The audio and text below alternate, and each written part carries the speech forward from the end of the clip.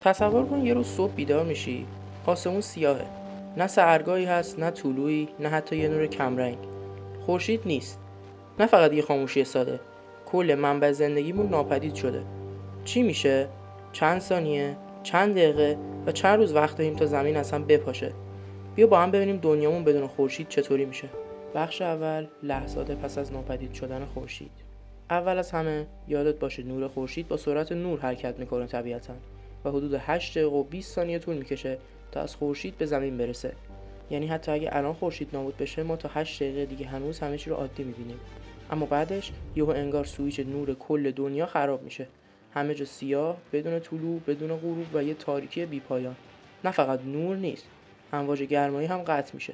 پنل‌های خورشیدی از کار میافتن، گیاها فتوسنتز نمیکنن و ساعت بدن هممون به هم میریزه.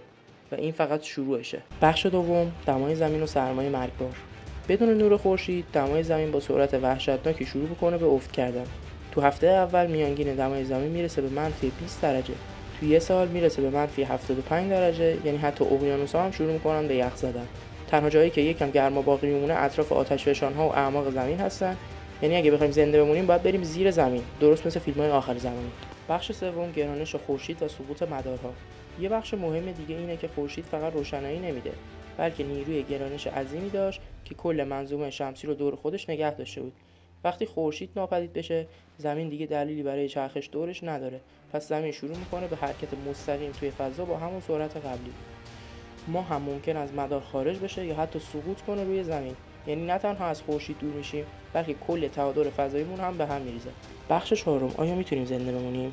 خب سوال اصلی اینه، بشر میتونه تو همچین شرایطی زنده بمونه؟ پاسخ اینه شاید، ولی به سختی. باید بریم تو پناهگاه‌های عمیق زیرزمینی با انرژی هسته‌ای یا گرمای داخلی زمین خودمون رو گرم نگه داریم.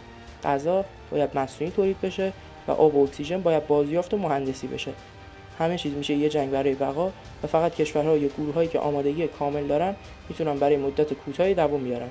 ولی در نهایت بدون خورشید زمین تبدیل میشه به یه سنگ یخ‌زده توی دل تاریکی مطلق. خورشید فقط یه توپ آتیش تو آسمون نیست. اونه که بهمون زندگی میده، نظم میده و نور میده. بدون که ما بدون اون هیچی نیستیم. پس دفعه بعد که نور خورشید افتاد تو صورتت، یه لحظه مکث کن، چون اگه یه روز نباشه زندگی دیگه معنایی نداره.